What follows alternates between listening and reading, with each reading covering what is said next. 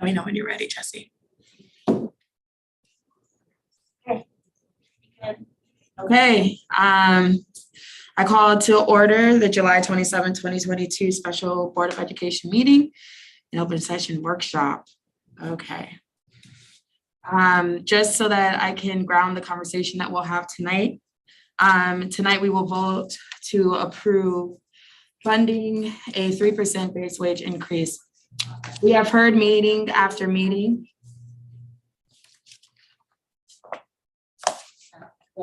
So we've heard meeting after meeting from our union that is essential that we prioritize our hourly staff. We want to stand by our union in that. Therefore, we have scheduled this meeting to make a decision on the increase in hopes to move forward with conversations and the possible approval of the increased wages for our hourly staff. The 3% that we are voting on tonight is the largest cost of living increase in the last 15 years. And moving from 2% to 3% represents a 2.4 million additional investment in staff compensation. With the 3%, we believe that we have prioritized the cost of living compensation while refusing to create an unsustainable structure. For us to keep up with inflation, we need further state investments. I repeat that again, for us to keep up with the inflation of the US, we need further state investments. Therefore, we call on our state leaders to make sure and make those investments in our teachers, our staff, and ultimately our children who are the future leaders of our state. I'm gonna open it up for Ross or Sherry to make any comments that they want to before we begin with the motions in our discussion. Good evening, everyone. I just have a quick comment in support of Chairperson. As the meeting chair has indicated, we are moving forward with implementing the base wage increase for MTI represented units. Once this step is taken, which officially closes out negotiations on base wage, the superintendent will work with the administration to prepare a recommendation for the board with regard to changing the salary schedules. I know some believe that we should have continued negotiating with MTI. However, because the board has indicated that 3% was its best and final offer, to continue to negotiate knowing that we would not be able to make a change to this offer could be considered negotiating in bad faith. We are doing this as two independent actions because, as presented, the request for a 4.7% base wage increase plus an additional $5 base wage increase for hourly units represented by MTI would violate Act 10. Act 10 constrains us to a base wage increase no greater than CPI, which is 4.7% for this year. Changing the salary schedules is not negotiable, and the board has decided that it wants to unilaterally adjust the schedules. Closing out negotiations allows the board to start public conversations about its next steps in adjusting the schedules without concern that it might appear that the board is negotiating with MTI about this issue. Thank you, Sherry. Ross, are there any comments you'd like to mention before we begin? Sure. Just reiterating some of the statements you've heard me make in the past. We need to identify where we are with the state budget we were given. The state budget that we had for 21-23 is the first time I've encountered since the beginning of revenue caps where the 2-year state budget includes no increase to the revenue limit in both years. However, despite this, in the budget we approved last month, this budget sustains our staffing model and includes the largest investment in our staff in over a decade. In order to get to the position we are in now, which was the 3% offer we discussed in June, we've had to liquidate existing debt. We've had to challenge state calculations for aid programs to ensure the budget that we presented in June was balanced. We do need to owe our thanks again to the community for passing our 2020 operational and capital maintenance referendums. Had we not had these resources made available to us during the pandemic, the budget we would have looked at last month would have been different by almost $6 million to the negative, making our current compensation strategy literally impossible. Okay, thank you, Ross. Nikki, I see your hand is raised. Yes. I'd like to do a point of order. under Robert Rules, Section 25. I move to suspend the rules of this meeting.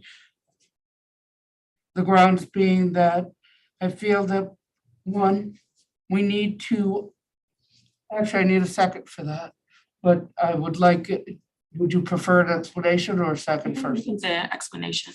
Absolutely. One, I believe that the 3.0, we could still work on it. Two, there's been an $11 million increase between April and June, and there's no guarantee that such an increase couldn't happen again with others. And three, I believe that we are reading Act 10 and the statute very, very narrowly on what constitutes and what does not constitute collective bargaining. For these reasons, I would ask to suspend the proceedings. I'll second it just for the sake of discussion. I appreciate that. I think in this particular situation, we're at a crisis and our staff and our teachers have spoken and spoken loudly. I believe that we need to do the strive for $5. We need to do that immediately. Thus leading to my second motion, which would be a motion to amend the vote tonight to allow a vote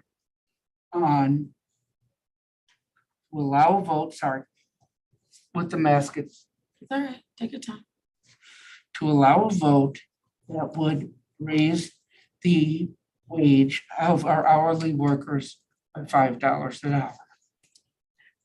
So we have to vote first on the first motion to suspend Robert's rules before we can get to that second part. Laura? I put my hand down because I want to finish Nikki's process first. Okay. Michelle?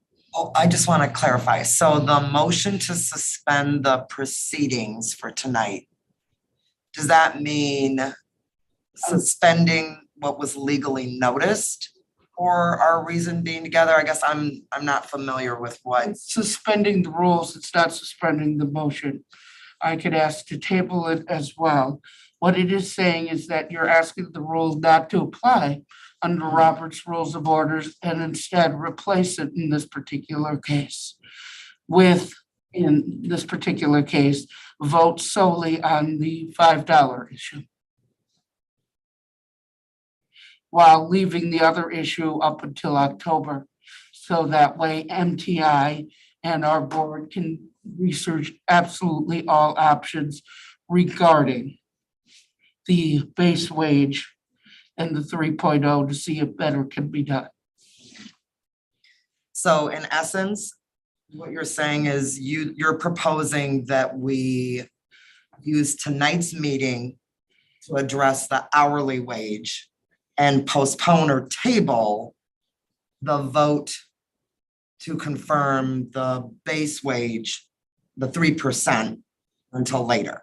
That is correct. Okay, so I guess my follow-up question to that, Chair, is in terms of an order of procedure, I'd appreciate if our general counsel can weigh in on that. I don't know if I fully understand if there would be some unintended consequences in us doing that, or if that is, you can move things around in terms of the timeline and order. Well, the meeting wasn't noticed to vote on a salary schedule change. So I don't know how Robert's rules would affect that, because you have to give notice of specifically what the meeting is about. If this meeting becomes a meeting about the salary schedules, that's a different conversation than the negotiated base wage increase. That's what, permission to respond, Chair. Go ahead. That's why what my second motion would be to amend the motion that is on the floor, because we are voting to replace it with a substitute motion. The substitute motion would allow us to vote on that issue today. while preserving the other for a future period.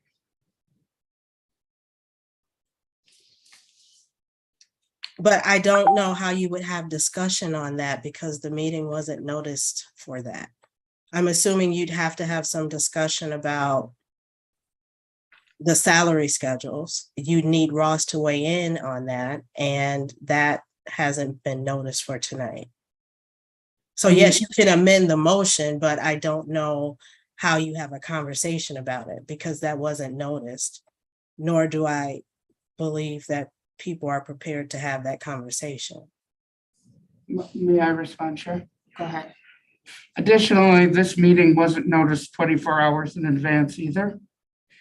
And therefore, being that it wasn't noticed 24 hours in advance, I believe the same latitude should be amended to the board as well as the administration. The 24-hour rule states that it should be notified. So if there's not notice, then we shouldn't have this meeting in general. Because there was not 24 hours. There is not an emergency that would require this. So I'll speak to that. It was noticed within the 24 hours. It was requested on Monday to have this meeting. But the notice came out last night, which was not 24 hours. It has to be when the notice comes out. The notice came out by 5 p.m. You can check with Jesse, who's in the room, but it is my understanding that the notice was posted on the official notification, and notification was sent to the media by 5 p.m. Correct.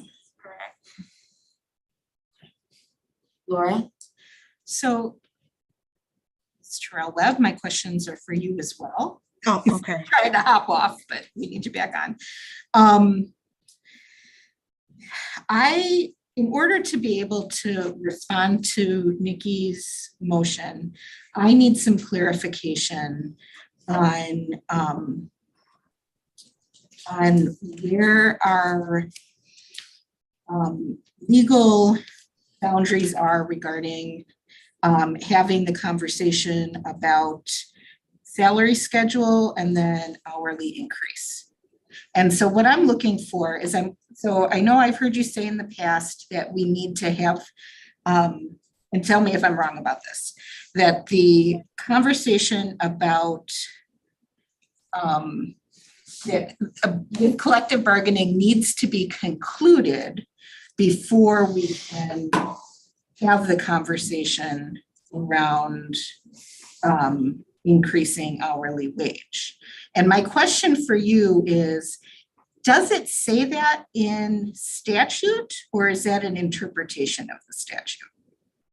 So I'll start here. It has always been my position that we don't needlessly want to call into question our actions with regard to Act 10. And so starting there, Act 10 is clear that the only thing that can be negotiated is base wage, and that's set based on CPI. So as we're doing now, it can either be that the negotiations end up that we are all in agreement, or it could be that we're not in agreement. The issue for me with this specific instance is this. The request that was sent to the board was, we want 4.7% base wage increase plus a $5 base wage increase for our hourly employees. Nowhere in Act 10 can we do that. We cannot do 4.7% base wage plus another $5 base wage. The board can, at its pleasure, adjust the salary schedules, change the hourly rate. But in conversations with council, it is never a good practice to do both of those at the same time. Because it can appear that we've negotiated not only base wage, but also negotiated what the salary schedule will look like. Okay, so I'm gonna repeat my interpretation of what I just heard. And Okay. please tell me if this is accurate. So that you are, the guidance that you were giving us is based on how to best protect the school district from appearing to be negotiating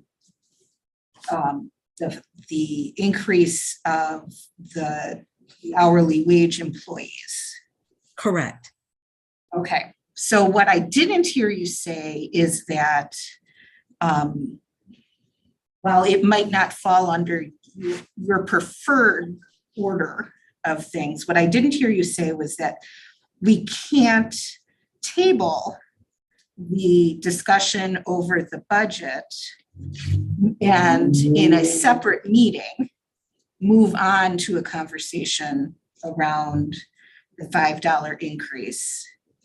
And then later come back to the budget conversation so that that's completed by October. Is that correct as well? That is correct. Okay, thank you so much. Chair, may I withdraw my motion to suspend and instead keep my motion to table this issue and schedule a meeting solely on the salary schedule? So there's 2 hands raised still in the queue of your original motion. Okay.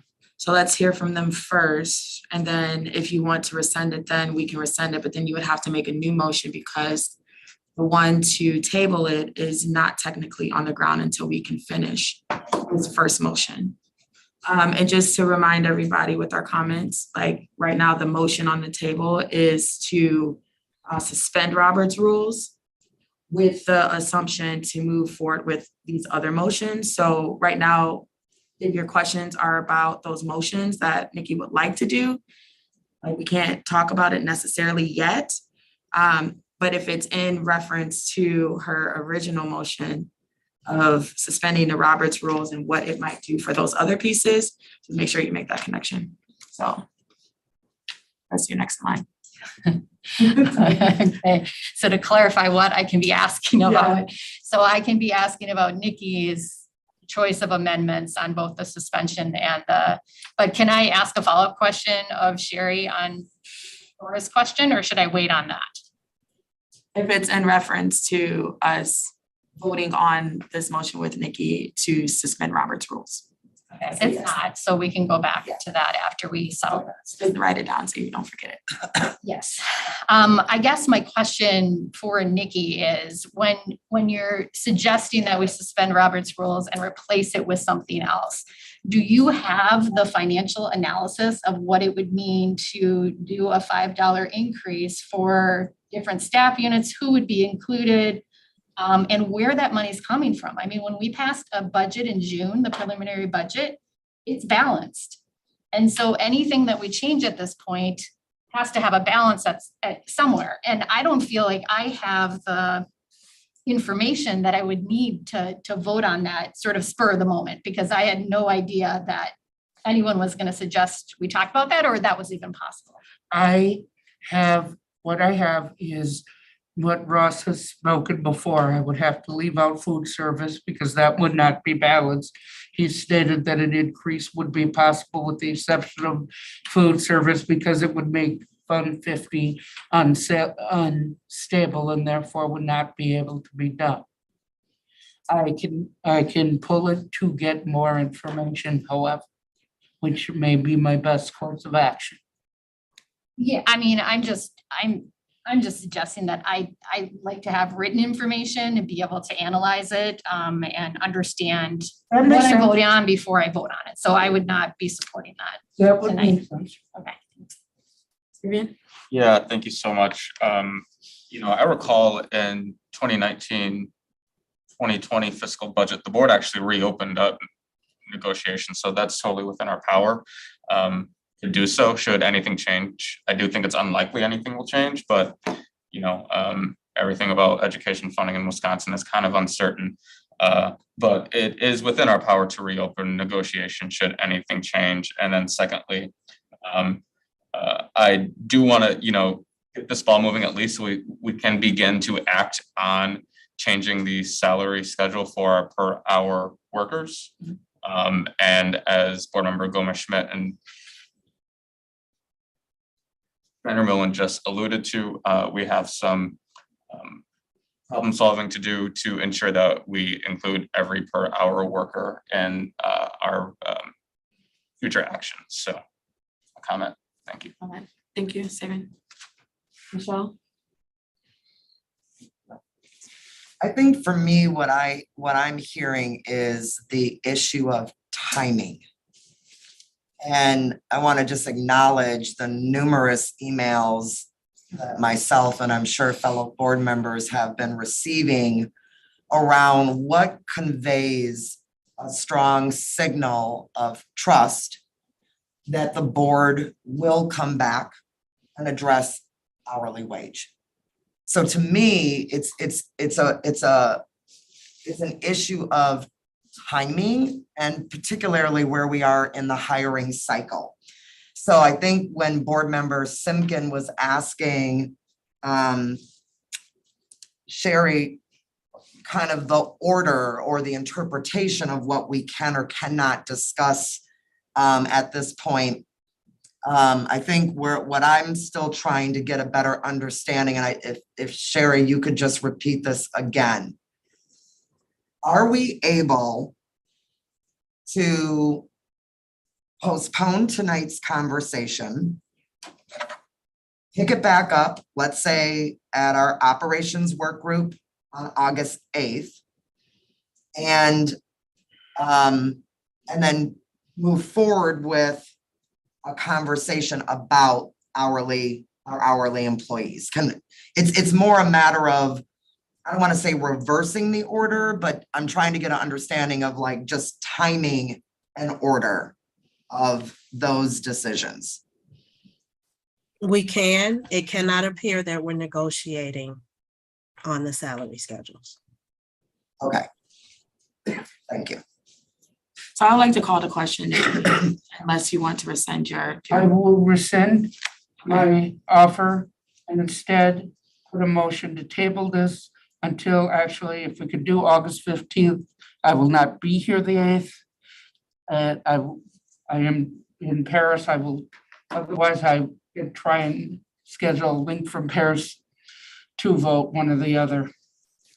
And to table this issue and to discuss the salary schedule for our hourly workers at that meeting on August 15th.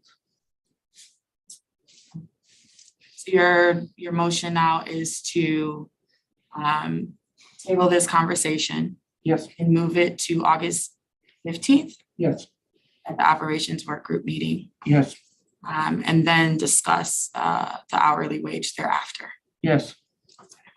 Is there a second for that?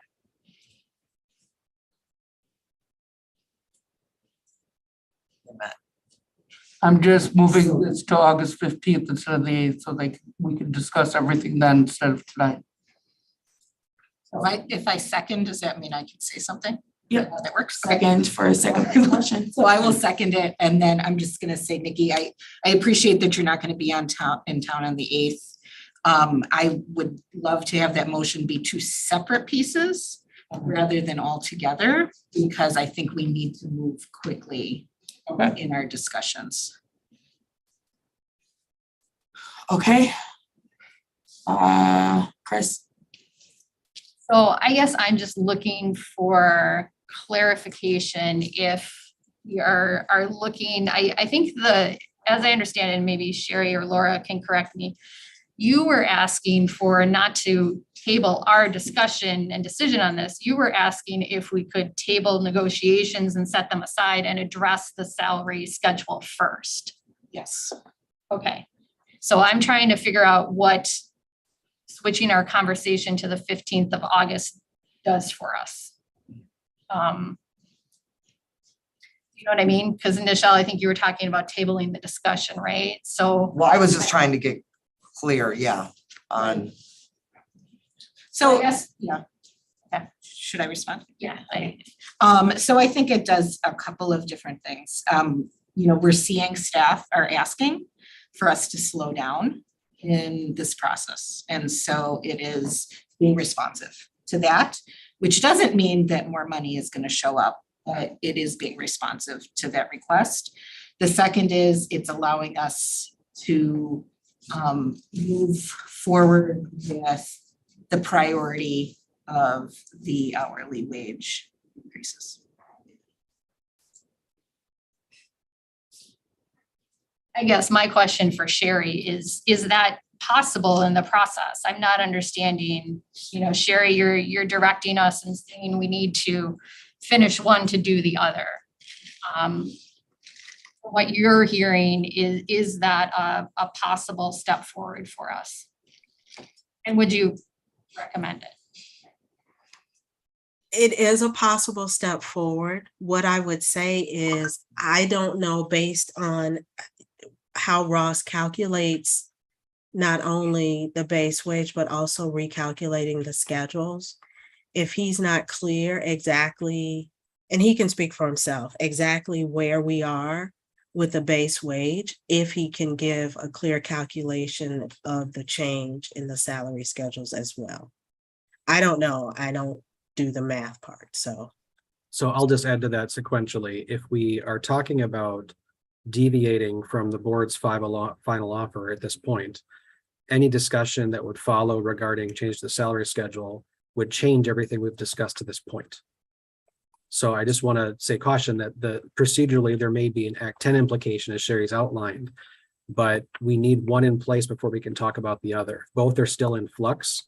Again, I'll say it again, nothing we've discussed to this point stays the same.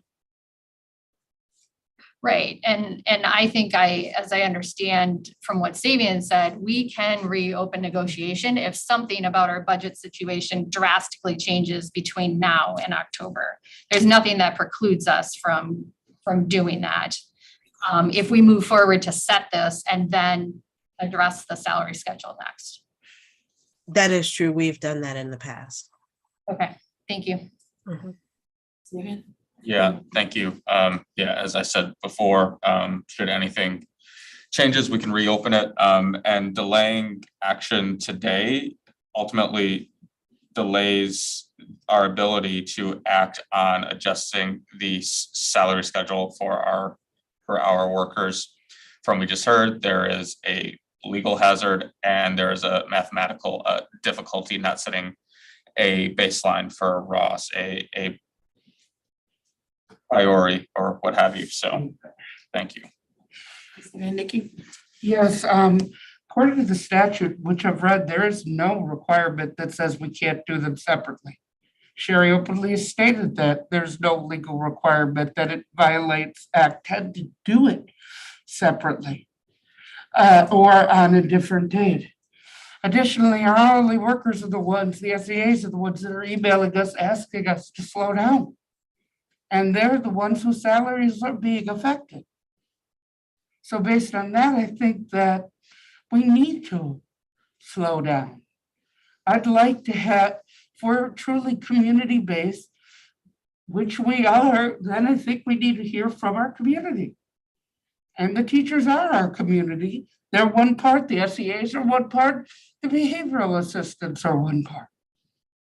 All of them are, and I think that they should be heard.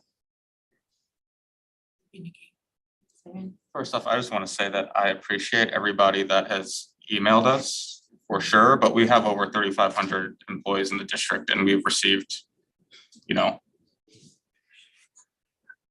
yeah, anyway, thank you. Thank you.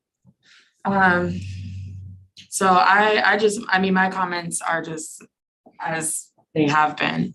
I think that on one hand, we could wait, but my thing is getting folks to a point where they can earn what they can before the semester or before the school year starts.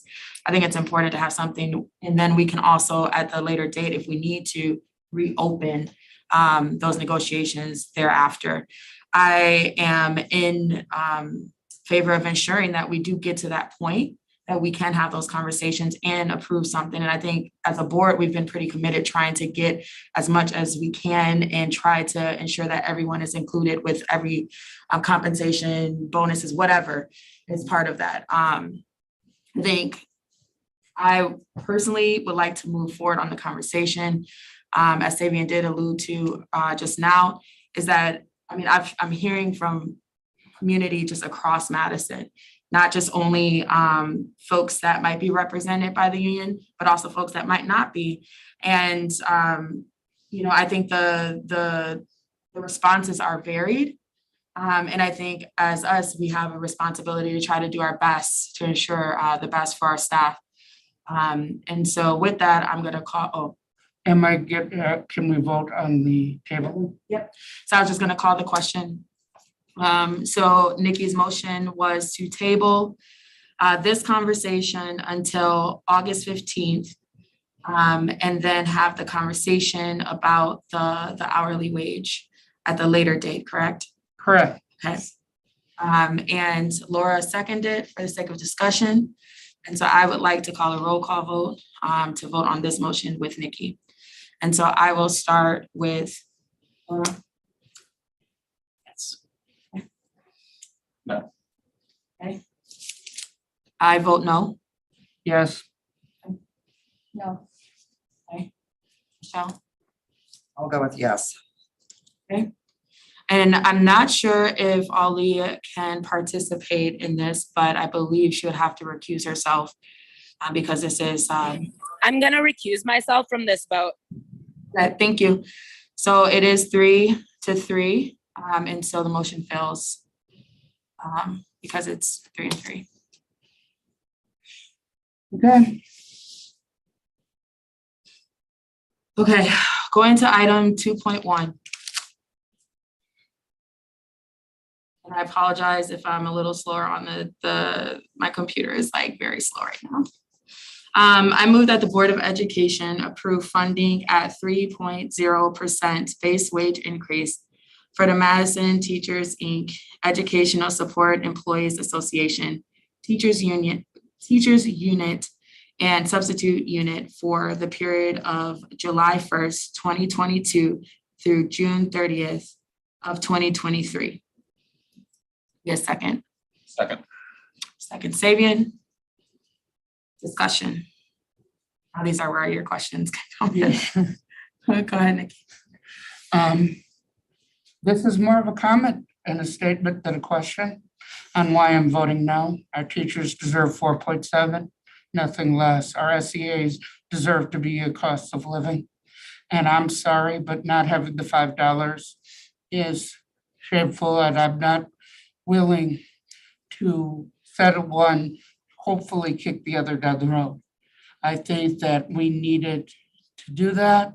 And for these reasons, and because I believe in our staff, and I would like to keep our staff, I have to vote no, but I want to thank my board for listening and being attentive and being involved. You guys have been more involved I've ever had on labor discussions, and for that, I thank you. Because that's something that has not happened in 5 years. So I will give you that. But that's my reason for voting no. Thank you, Nikki. Any other discussion? Go ahead, Laura. I just want to say that while I'm voting yes, if we do find that our budget does end up with a surplus, I would be fully in favor of reopening negotiations. Thank you, Laura. Let's go ahead. Yeah, and I just wanted to say that this vote for me is knowing that I myself want to support our teachers and staff as much as possible. And this will allow us to move forward in discussing additional and separate investments that are not negotiable under Act 10. And you know, while I know the budget approved in June doesn't get us to the maximum 4.7 base wage that's allowable by state, it's still a large investment in our staff, and it allows us to maintain our teaching and support staff levels while also investing in the critical areas of mental, for example, one is mental health supports by adding more social workers and counselors. there's no doubt that that we're limited by the zero increase in our revenue limit from the state over the last 2 years, combined with our declining enrollment. And I think, as Ross explained, that these effects would have been even more acute, and we wouldn't even be able to have this conversation if it wasn't for the investment in our taxpayers from the operating referendum. So I just want to say thank you to our taxpayers, thank you to our staff, thank you to our MTI leadership. We truly all do need to work together to make this school system function and to provide the education that our students deserve. So I'm going to vote yes on this to move forward. But again, would like to say that I would be open to revisiting if there is a change in our budget numbers going forward. Any other comments? Okay, I will request a roll call vote on this as well. And we'll start with Laura again. Yes. And then Sabian. Aye. Maya, aye. No, And I'm sorry, Nikki, no. Chris. Aye. And Michelle. Aye. Then I believe Ali is recusing herself. So the motion passes 5-1.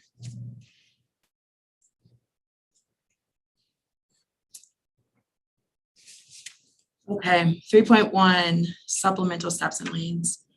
I move to approve supplemental pay, which is comprised of the lane and step movement as set forth in the MMSD salary schedules. Second. Second.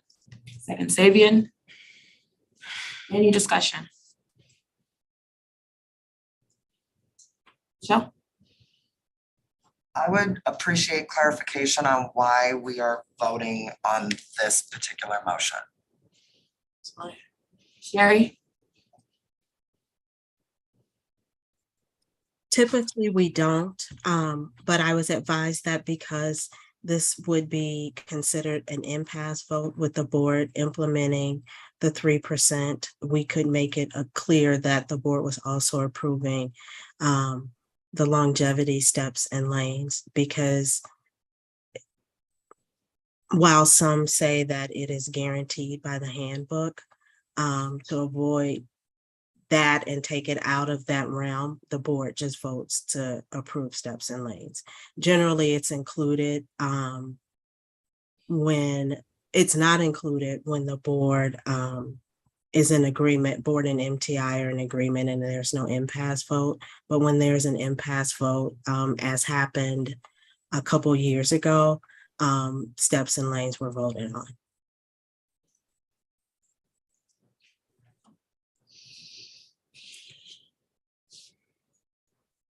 Go ahead, you can follow up. Yeah, thank you for that. I think I will admit a little bit of confusion, and so just work with me for a moment.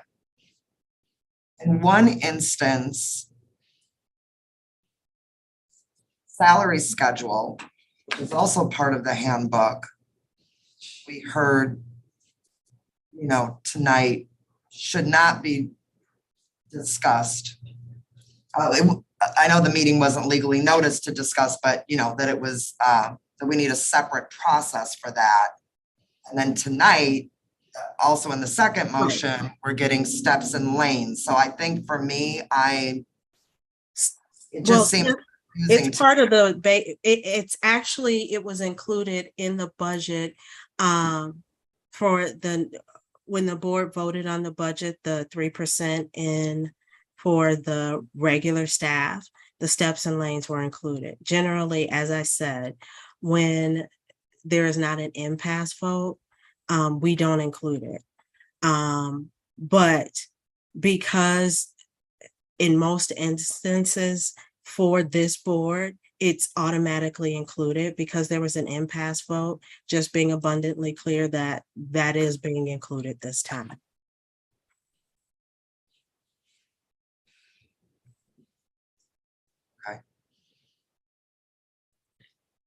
If we did not vote on this, what's the what's the impact or outcome of that?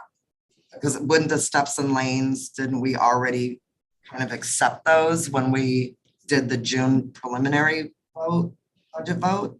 But the preliminary budget vote encompasses non-represented staff. So that's why we have a separate vote for base wage for MTI, because they negotiate outside of regular staff. And so this is saying that you're going to give them what the regular staff receive. Yes, we could have left it out. And because the board has already signaled that they were doing steps and lanes, we would have just put it in anyway, if that makes sense. But completing the whole picture, because this is an impasse vote, I inquired whether or not it would be a good practice to include it. And I was told yes, because it's an impasse vote. Okay, so in some ways, voting affirmatively is assurance. Yes, Remain committed to the steps and lanes in our employee handbook. right. Despite the fact that we did not come to an agreement about the base wage. Okay, thank you. Thank you, Michelle. Nikki? You do realize that the contract requires that steps and lanes are automatically in the contract, so we'd be avoiding every single contract if we didn't accept it, right? It says upon the vote of the board.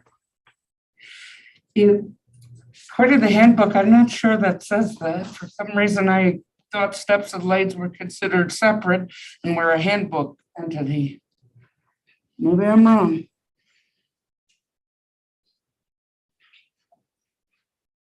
But either way, I'm going to vote yes on it. Any other comments or questions? Okay, seeing no hands, we can go ahead. I request a roll call vote on this as well. Laura? Sabian? Aye. Maya, aye. Aye. Aye. Aye. Chris, sorry. Aye. And then Michelle? Aye. Aye. So 6-0, Jesse. Motion passes. And then I will take a motion to adjourn. So moved. So moved by Sabian, seconded by Chris, and all in favor, say aye. Aye. It's like everyone agreed, so 6-0, we are adjourned. Thank you, everyone.